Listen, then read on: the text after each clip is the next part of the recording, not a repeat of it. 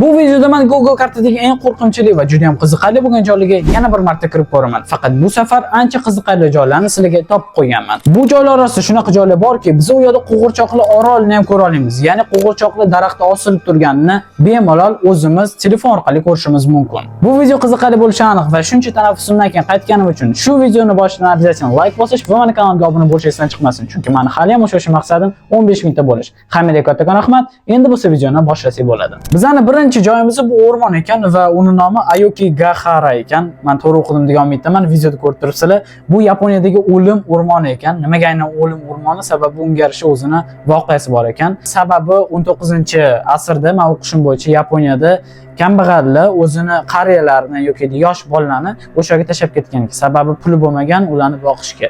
O'shaning uchun o'lim o'rmoni degan nom olgan. Hozir bu joy rostdan ham shilmiyomni ko'ramiz. Men sizlarga kattakon rahmat qo'ymoqchi edim. Bundan oldingi qismida ko'rgan bo'lsangiz, sizlar juda ham zo'r aksiya ko'rsatdingiz. Men buni ko'rib juda ham xursand bo'ldim va o'shaning uchun ham ikkinchi qismini olishga qaror qildim va bunda menga obunachilarim ham kattakon yordam berishdi. Aytgancha videodagi hamma joylar nomi va aynan mana shu joylar koordinatalarini menga aytgan obunachim bo'ladi. Hayron qoldim, lekin obunachim menga shuni tashab, mana shuni iltimos videoda ko'rsating dedi.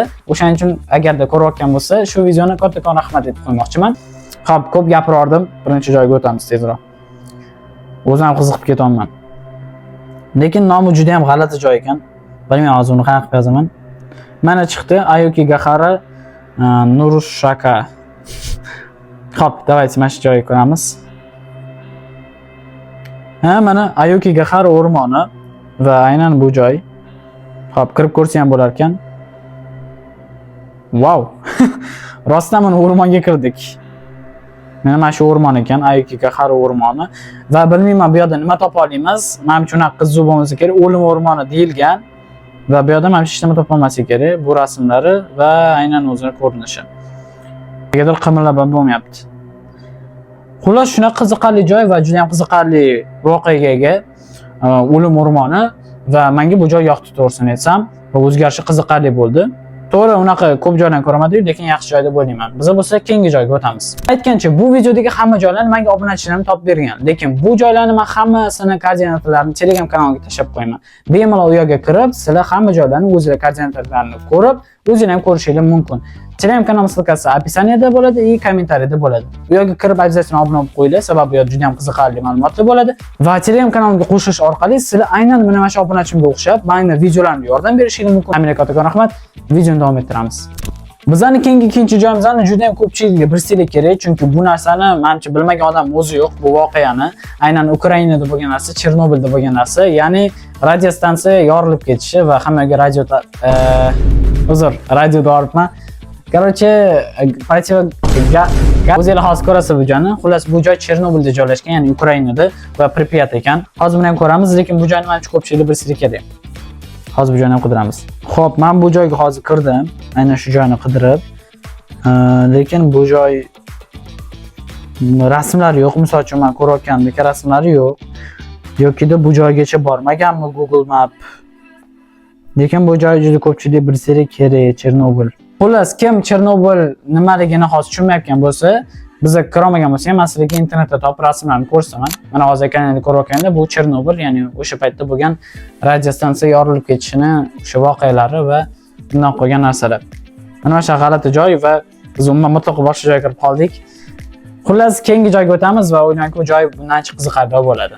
Keyingi joyimiz bo'lsa bizda Fransiyada joylashgan ekan, Château de Brissik. Shunaqa joy ekan. Bu joyni hozir ko'ramiz. Aytgancha bu joyni men ozgina voqeasini o'qigandim. Aynan bu yerda bir necha marta jonga qasdli bo'lgan ekan. Bilmayman nima bo'lgan, jonga qasdli bo'lgan ekan aynan shu joyda.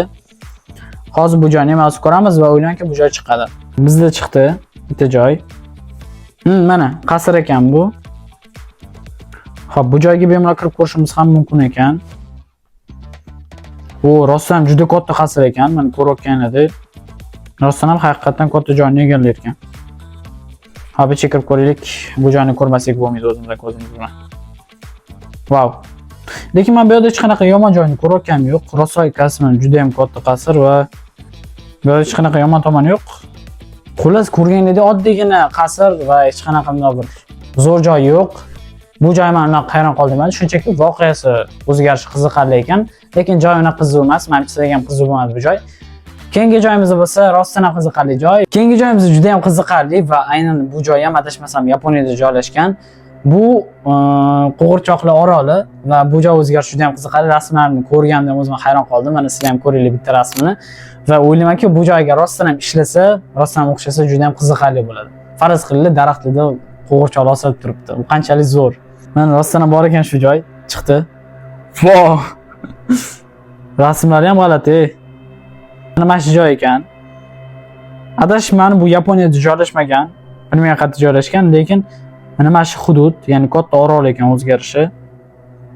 Hozir bu joyni ko'ramiz. Lekin rostdan ham qiziqarli joy. Mana misol uchun rostdan ham suv bo'yi hamma yog'i va bittadan kichkina joy ajarib qo'ygan shu yerda. Bu joy muzeyga aylantirib tashalgan. Qo'g'irchoqlar rostdan osilib turibdi, faqat muzeyga aylantirib tashalgan bu joy. Lekin rostdan ham g'alati joy ekan. Boshida ko'rganimda g'alati deb o'yladim. Lekin muzey ekan shu joy. O'zgarishi qiziqarli joy. Menga qiziq bo'ldi. Men bunaqa joy eshitmagandim va menimcha sizlar ham eshitmagan deydi. Biz bo'lsa keyingi joyimizga o'tamiz. Bu o'ylaymanki bundan ham qiziqarli bo'ladi. Bizning oxirgi joyimiz juda ham qiziqarli ekan va men bu joyga juda ham o'zim ham qiziqqandim, bu yoqni ko'rishga, lekin hech bir ko'ra olmagandim. Bu joy bizda Braziliyada joylashgan va bu joyni menimcha ko'pchilik eshitgan bo'lsa kerak. Sababi bu joy o'zgarishi juda ham mashhur va bu va bu joy ilonlar oroli hisoblanadi. Ya'ni har bir yurganingizda kamida 5 tadan ilon chiqadi yo'lingizdan, daraxtlarda, yerlarda va ilonlarning turi juda ham ko'p bo'ladi. Ayniqsa eng zaharli ilonlar ham aynan shu yerda bo'ladi. Va eshitishim bo'yicha bu orolga kirish umuman taqiqlangan, lekin bir nechta blogerlar bu joyga kirgan. Masalan, Mr. Beast va Rossiyadan Yegorik blogeri kirgan va bir nechta blogerlar bu yerga kirib, hattoki bir kun ham yashaganlar bor. Lekin o'zgarishi juda ham qiziqarli va juda ham g'alati joy. Aynan bu joyni men qidirishga qiziqdim va o'shancha hozir shu joyni qidirib ko'ramiz sizlarga. Rostdan ham chiqdi o'rtoqlar mana. Butunlay okean o'rtasida joylashgan kichkinagina orol. Va bu aynan o'sha joy.